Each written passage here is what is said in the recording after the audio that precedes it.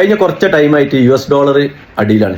അതിനെ strong ആക്കൽ US സംബന്ധിച്ചോളം very important ആണ്. കഴിഞ്ഞ ആഴ്ച ഗോൾഡ്, പ്ലാറ്റിനം, പലേഡിയം അങ്ങനെ സകലമായ സ്റ്റോക്കും അടിയിലോട്ട് ഡിപ്പായി. അത് ഭയങ്കര ഡിപ്പ്. 1980 ശേഷം എനിക്ക് തോന്നുന്നത് ഈ സിൽവർ ഇത്രയ്ക്കും ഡിപ്പായ ഒരു ടൈം ഉണ്ടായിട്ടില്ല. അതും ഗോൾഡ് $700 ഒറ്റയടിക്ക്, $500-700 ഒറ്റയടിക്ക് ഇറങ്ങിയ ടൈം ഇതിന്റെ മുന്നേ ഉണ്ടായിട്ടില്ല എന്നാണ് അവസ്ഥക്ക് കാരണം. മെയിൻലി ഒരു കാരണമാണ് കെവിൻ വാഷ് എന്ന മുൻ ഫെഡ് ഗവർണറെ ഫെഡ് റിസർവ് ചെയർസ്ഥാനത്തേക്ക് ട്രംപ് നോമിനി ചെയ്ത്. അതാണ് മെയിൻ റീസൺ ഞാൻ കാണുന്നത്. ഈ ഒരു സകലമായ സ്റ്റോക്കൊന്നും ഗോൾഡും എല്ലാം ആളുകൾ ക്യാഷ് പ്രോഫിറ്റ് ബുക്ക് ചെയ്തിട്ട് ഡോളറിലേക്ക് കയറ്റി ഡോളർ സ്ട്രോങ് ആക്കാനുള്ളൊരു ഡിസിഷൻ ആണെന്നാണ് എൻ്റെ ഒരു ഐഡിയയിൽ.